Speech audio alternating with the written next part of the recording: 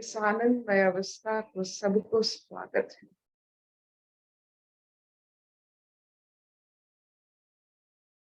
ये स्थिति, ये आनंद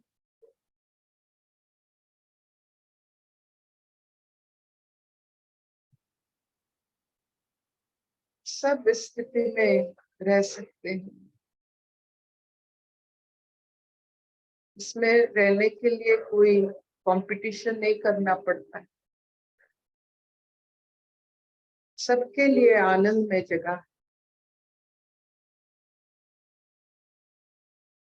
दुख में रहने के लिए कंपटीशन करना पड़ता है।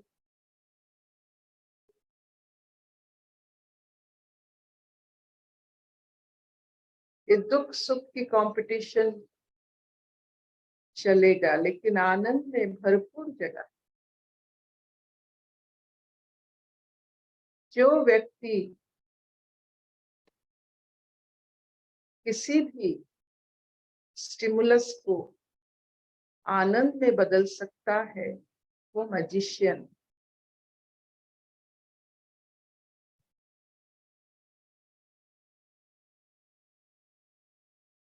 कुछ भी आपको महसूस होता है तो आप उसे आनंद में बदल सकते हो, मतलब आप संपूर्ण ज्ञानी।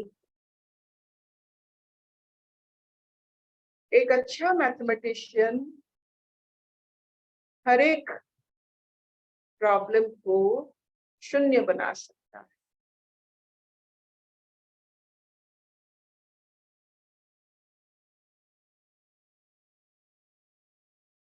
यही मैजिशियन होते हैं, यही आध्यात्मिक भाव होता है। कुछ भी स्टिमुलस को आनंद में बदलने की उतना ज्ञान।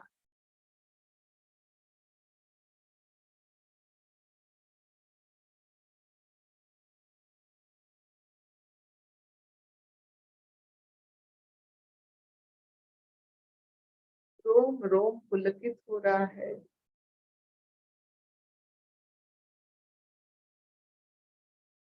पांच इंद्रियां धार्मिक हो रहे हैं।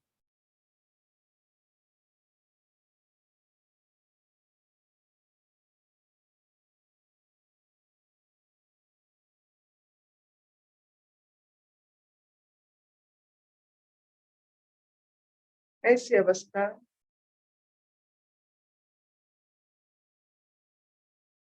ऐसी स्थिति सबको प्राप्त हो। और आज सुनते हैं फिर नचिकेता की कथा स्वागताची से।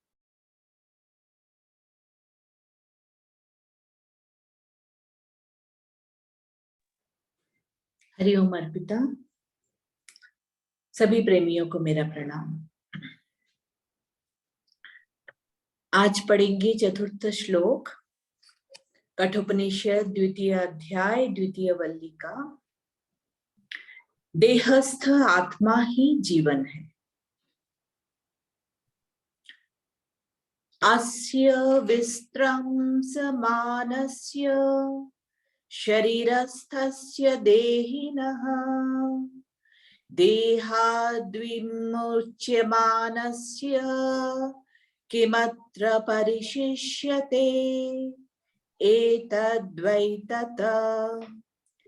इस शरीरस्थ देही के भ्रष्ट हो जाने पर, इस देह से मुक्त हो जाने पर भला इस शरीर में क्या रह जाता है? अर्थात कुछ भी नहीं रहता। यही वह ब्रह्म है। इस शरीरस्थ देही देहवान आत्मा के विस्त्रम समान अवस्त्रम समान अर्थात भ्रष्ट हो जाने पर इस प्राणादि समुदाय में से भला क्या रह जाता है? अर्थात कुछ भी नहीं रहता। देहाद्विमुच्यमानस्य ऐसा कहकर विस्त्रंसन अर्थ शब्द का अर्थ बतलाया गया है। नगर के स्वामी के चले जाने पर जैसे पूर्ववासियों की दुर्दशा होती है, उसी प्रकार इस शरीर में जिस आत्मा के चले जाने पर एक क्षण में ही यह भूत और इंद्रियों का समुदाय रूप सबका सब बलहीन विध्वस्त अर्थात नष्ट हो जाता है, वह इससे भिन्न ही सिद्ध होता है। हरिओम।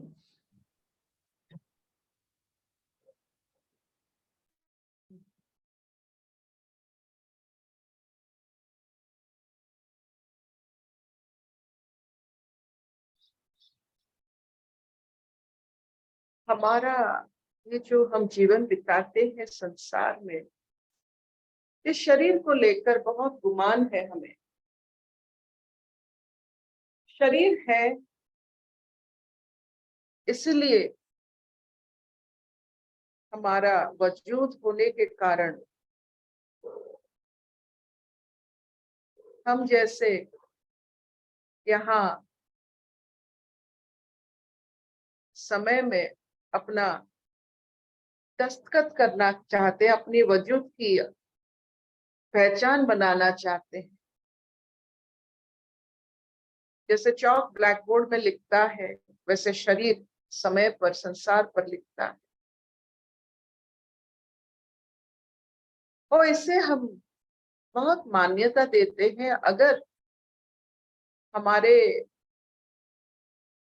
सोचने का तरीका को कोई मशीन उससे ग्राफिकल रिप्रेजेंटेशन कर सके, तो आप देखेंगे तो हम सब अपने शरीर को लेकर सब कर्म को करना चाहते हैं। हमारा अगर कुछ भी है जो हम मानते हैं, वो अपना शरीर को बहुत मायने हमने दे रखे।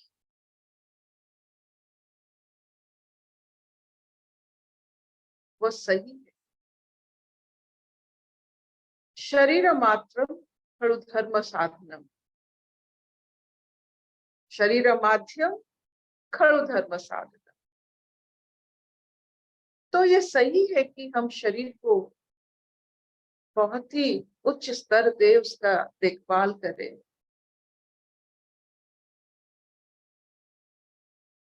लेकिन उसका जो कर्म है उस पर कितना हम समय बिताते हैं। शरीर को लेकर तो सब कुछ करते हैं, लेकिन शरीर जिस कर्म कर रहा है उस पर क्या हमारा मतलब वक्तव्य है, जिसको शरीर के कर्म के ऊपर अपना सोच क्या है। वो भी शरीर गया, शरीर का कर्म गया। शरीर का कर्म से बनाया हुआ जो भी प्रसाद मिला उस पर बहुत ज्यादा चर्चा होता है जीवन में। शरीर, कर्म और कर्म से बने प्रसाद, सब उस पर बहुत ज्यादा हमारा सोच रहता है। वो प्रसाद में ये सब शरीर से उत्पत्ति हुए हैं। शरीर नष्ट तो कर्म नहीं है, प्रसाद भी कुछ नहीं मिलने वाला है। ये जिसका श्रेय है, जिसके लिए शरीर चलता है, कर्म करता है, प्रसाद की जुगाड़ करती है, ये सब जिसका श्रेय है, उसका सोच कितना है। हम कितना आत्म भाव में, और आत्म भाव अपना सोच में आता है।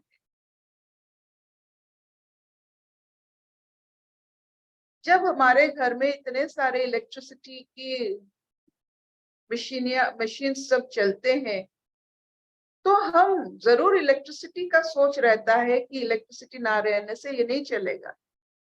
लेकिन अपने भाव में आत्म भाव पर हमारे सोच में भी नहीं रहता है। ये सबसे बड़ी, बहुत बड़ी भ्रम है, जिसकी वजह से ये सब चलता है। उसके बारे में कभी ना सोचना, अंत तक ना सोचना, कि जो नहीं रहने से ये शरीर नष्ट हो जाएगा, पंचभूत नहीं रहेंगे, इंद्रिय शिथिल हो जाएगा, इसके बारे में क्यों सोच नहीं आता है? Why can't we think of electricity? Why can't we think of energy? Why can't we think of आत्म भाव? क्या है? बचपन से कोई सिखाया नहीं है कि तू आत्म भाव से चल रहा है। ये हाथ पैर सिर्फ चलेगा जब तक आत्मा इसके इसको चला रहा है। जो एनर्जी है उससे चला रही है, वो चारों तरफ फैला हुआ है, तेरे अंदर है, इसीलिए तू चल रहा है। ये क्यों सोच में नहीं आता है? जब तक हमारे सोच में, हमारे हंसी में, हमारे क्रोध में, हमारे हर एक गुण में आत्म भाव के कारण ये सब है, हमें अनुभव नहीं होता है। इसका मतलब हुआ कि हम जागृत नहीं। जागृत वही होता है जो शरीर का हर कर्म, हर जो भी शरीर से करवाता है, वो जानता है, वो आत्म भाव से होता है।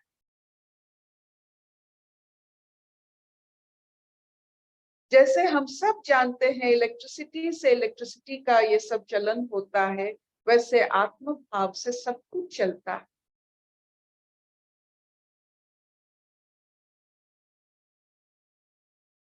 तो हमारे सोच में, हमारे ध्यान में, हमारे जीवन के प्रमाण में आत्म भाव का निदर्शन और दर्शन होने से ये सब पंखुड़ियां सब खुल जाएंगी। आपकी हर एक कर्म में शक्ति, बल, निडरता और सबसे बड़ी बात है आपका जो आभारी भाव वो प्रकट होने लगे। It will be a beautiful sight to see someone working with humility. वो देखने का चीज बन जाएगा, देखने का नजरिया देखिए। जो आपको कर्म करते हुए देखेंगे और आप आत्म भाव से कर्म करते हुए किसी और की नजर में आप पड़ जाएंगे तो उसकी नजर बदल जाएगा। आत्म भाव का बहुत मैजिकल पावर होता है। जो आत्म भाव से जीवन बिताते हैं वो दर्शन करने लायक सुदर्शन होते।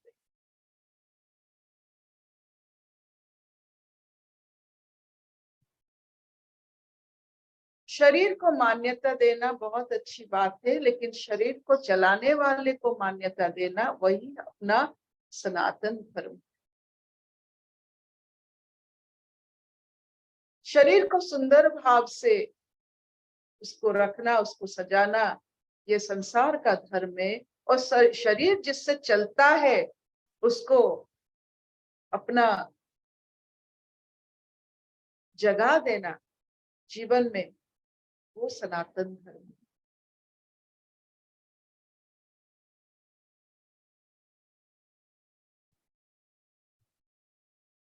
इसीलिए हिंदू का मतलब होता है न मन्यति हीनम च हिंदू, जो किसी को हीन ना माने। ये हिंदू शब्द का प्रयोग वही सनातन कर सकते हैं जो जानते हैं कि हर प्राणी के पीछे प्राणनाथ है, आत्मभाव है, जो एक ही है। तो शरीर को हीन मानने वाला, शत्रु मानने वाला हिंदू नहीं हो सकता।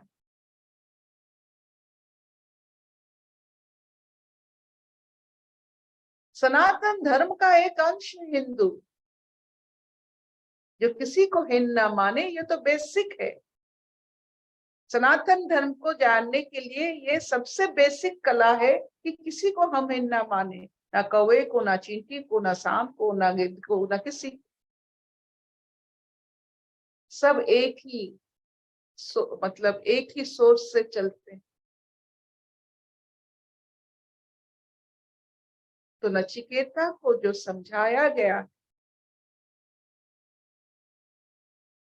जिसके ना रहने से शरीर भ्रष्ट होता है, वो शरीर से अलग है। और हमारा सोच उस पर आनी चाहिए जो ना रहने से शरीर भ्रष्ट हो जाता है, और जो जो ना रहने से शरीर भ्रष्ट होता है, और जो ना रहने से जिसका कोई आदि अंत नहीं है, इस हिस्सा का हम हिस्सा है। ऐसा सोच अगर किसी में भी आता है, वो पत्थर में भी प्राण प्रतिष्ठा करने की शक्ति रखता है। इसीलिए हमारा सनातन धर्म का और एक चर्चा है, मूर्ति का पूजा। पत्थर में भी हम ईश्वर देख लेते हैं, प्राण प्रतिष्ठा कर सकते हैं।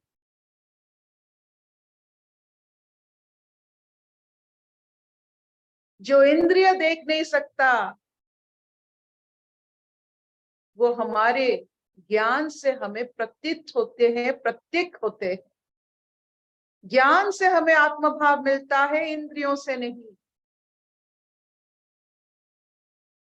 तो ज्ञान में अगर आत्मभाव की उपज हुई है, तो हम कहीं भी आत्मभाव देख सकते हैं,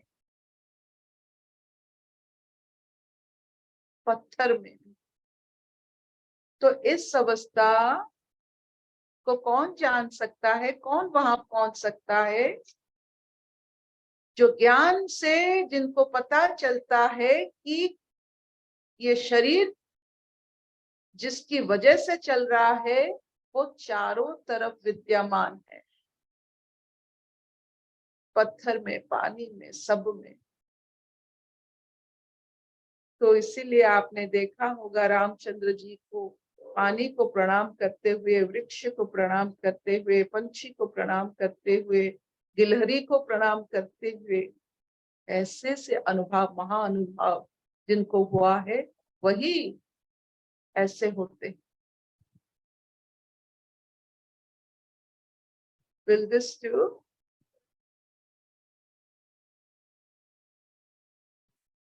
शबनानी? हाँ मामा। ये चलेगा? बहुत बढ़िया सबका खुल रहा है।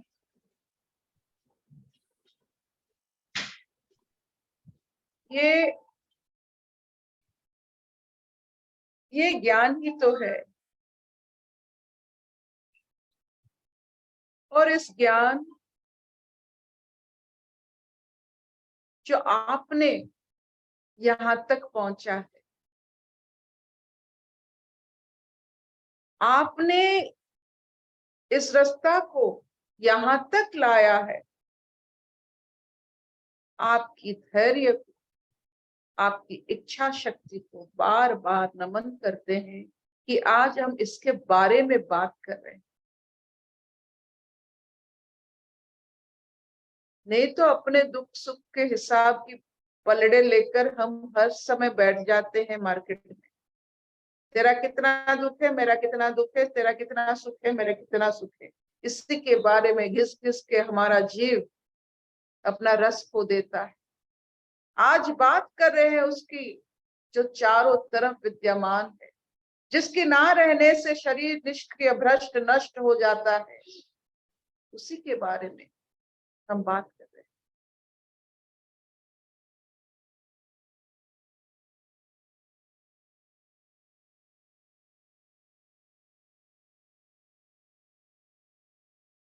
मंगलम स्तोत्र, सबका मंगल हो।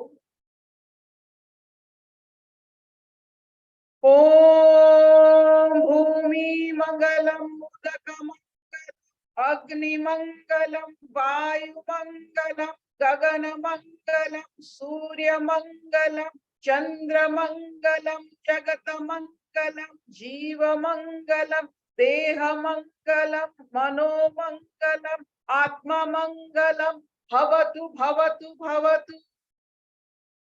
आप यहाँ तक आए हो तो मंगलमय कामना जरूर लेना अपने आप से। सबकी मंगल वही चेतनापूर्ण इंसान सोच सकता है, ऐसा पवित्र श्लोक लिख सकता है जो आत्म भाव में स्थित है।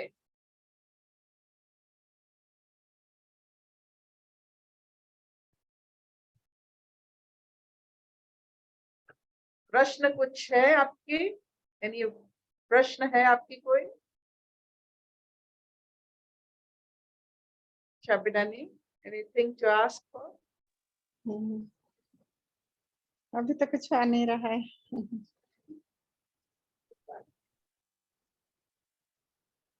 Bye bye.